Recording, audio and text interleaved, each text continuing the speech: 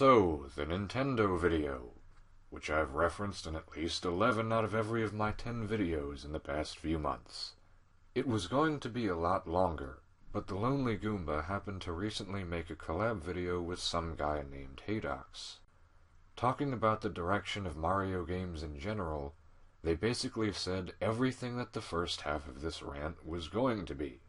I even got worried that they'd say everything I had to say, but luckily they didn't try to explain why Mario is going in the direction that it is. So that's why I'm here. Giving a quick summary of what they said, Mario games used to evolve in incredible ways, but lately the series has been going for more consistency than imagination. I agree that, in the past few years, pretty much every Mario game has just been the same shit sent to you in a different box. The new Super Mario Bros. Series, the 3D series, and the RPGs all do this. Hell, even Mario Maker is just putting all the pieces in a big pile and letting you, the customer, sort it all out, even if it is fun to do so. Throughout my life, though, I have personally seen Super Mario as a blank canvas.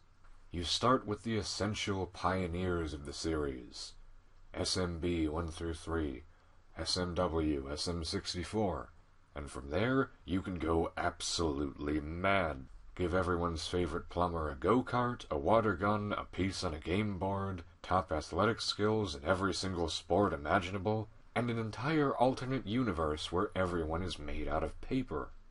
And it all feels natural. Even side characters like Luigi, Wario, Peach, and Yoshi can get their own game series that borrow elements from the main one. Now, this might not sound so impressive, given that any hugely successful game series will spread its content thin in order to cut the most leaves possible off of its wonderful money tree. However, Mario spin-offs are usually very good games that can stand by themselves. They mostly seem to be authentic attempts to innovate upon the main series concepts.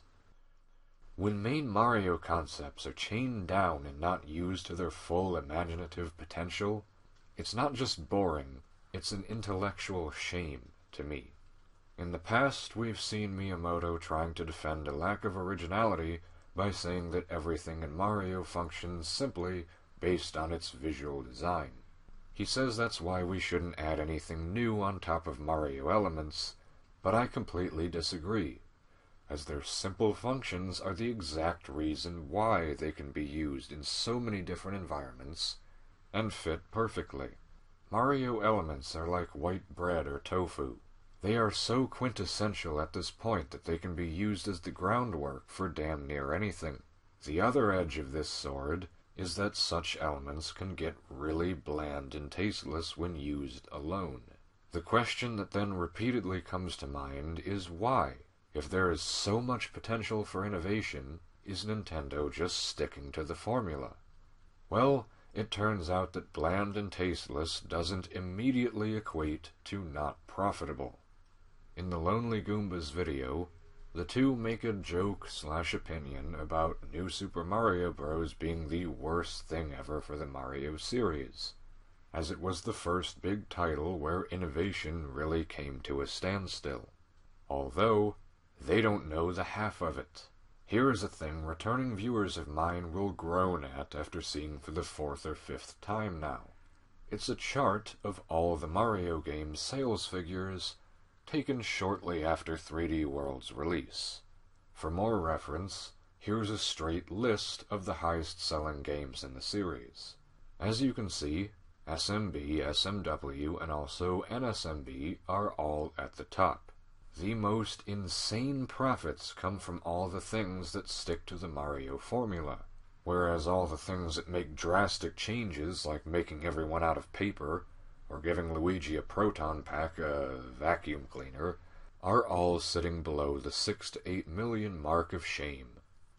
From the earlier titles alone, I don't think Nintendo could have gauged that Predictable was so profitable. No, we have the catalyst of NSMB to thank for that. The game was sort of the turning point, where one Mario title was shown to be leagues above the rest in terms of profitability. It appears that we have the success of NSMB to thank for its own ever-expanding line of clones, the 3D land world overtaking the 120 star formula, and also the direction of the RPGs. If it weren't for that one title, Sticker Star probably would have gone with the earlier prototype, the one with partners and a story and RPG elements. Now, in the past, I've said something about Nintendo that wasn't entirely true, and I want to correct myself on that. I once said that Nintendo is only concerned with making more money for less effort. Folks, you gotta understand, I am a hopeless pessimist. I immediately assume the worst out of everyone and everything I meet. So if you want to know why I was somewhat wrong, look at other Nintendo franchises. The latest Kirby game was bold enough to add giant fucking robots to the equation, and with such exploration and open-world elements, Breath of the Wild is completely different to how most Zelda games function. I don't play Fire Emblem, but I heard the latest entries are still really good too, and they were even made by Intelligent Systems. In other franchises like Metroid or F-Zero, people wish Nintendo would stick to formula and make more games like they used to. Something is making Nintendo treat Mario differently, and I don't think it's just a lack of wanting to put effort in. I mean, Mario is the best-selling video game franchise in history, with well over 500 million individual units sold.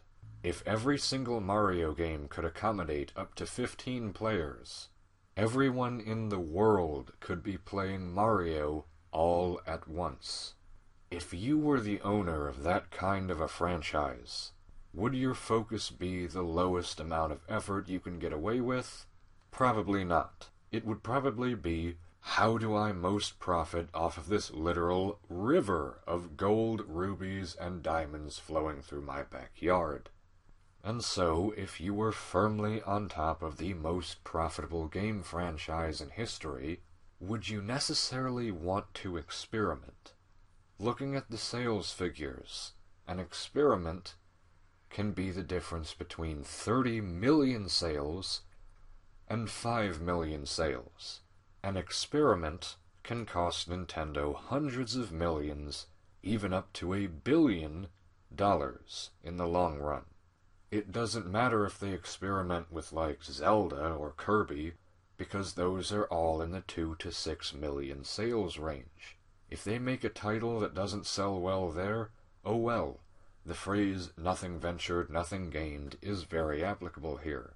It is not applicable when up to 25 million sales are potentially on the line.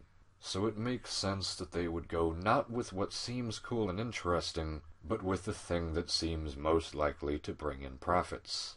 Now, I'm not excusing this behavior, I still don't like it, and you, the customer, might currently be assessing this situation from your individual perspective. If you had $40 billion and the right to make any Mario game you see fit, you probably wouldn't care if a game made no money at all. You'd probably make a Mario game with ideas from every Nintendo game, with RPG elements like Paper Mario, and 500 power stars to most games 120.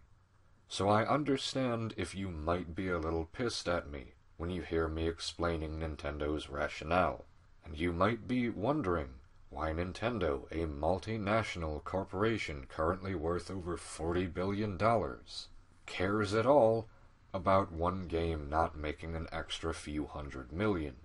However, it's not just a bunch of guys who sit up and decide, hey, we can make this game fun, but let's not. Let's instead make every single cent we possibly can. Not saying that doesn't ever happen, but I think the reason for the recent Mario blandness is a little bit more nuanced. The operative word here is corporation. Some of you might not know this, but a company and a corporation do not always mean the same thing.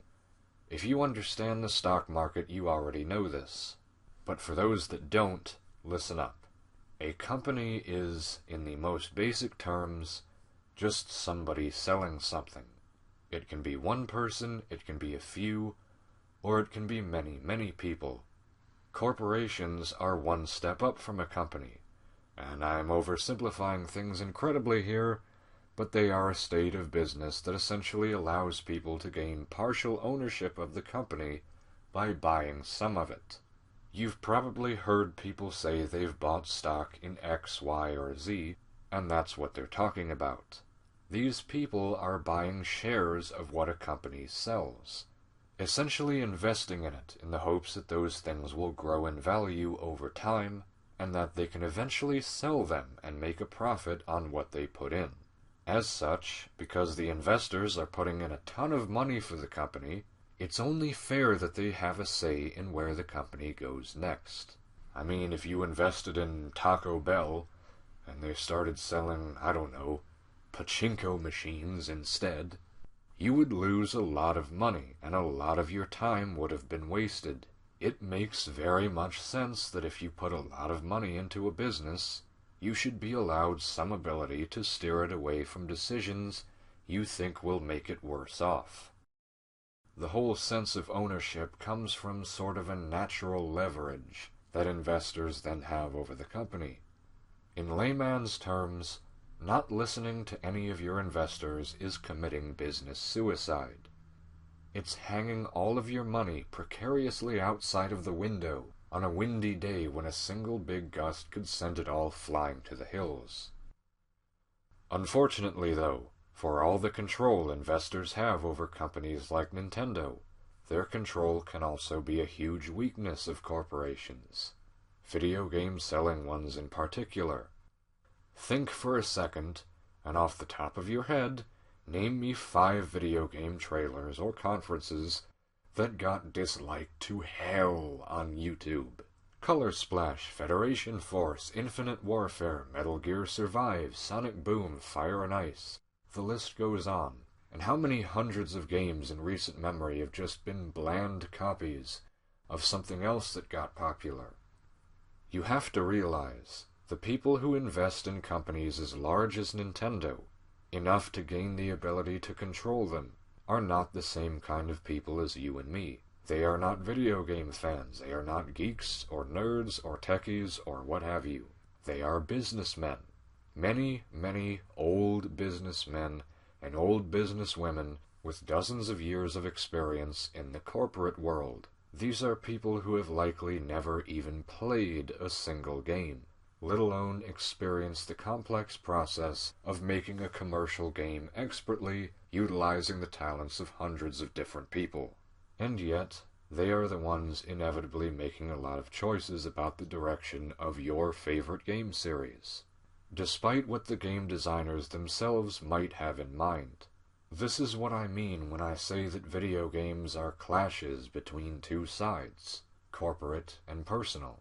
You, as a player, might get the detailed reason why it's not a good idea to limit a platformer RPG hybrid to just a certain collection of Nintendo characters and biomes. But the people making many decisions for the games don't.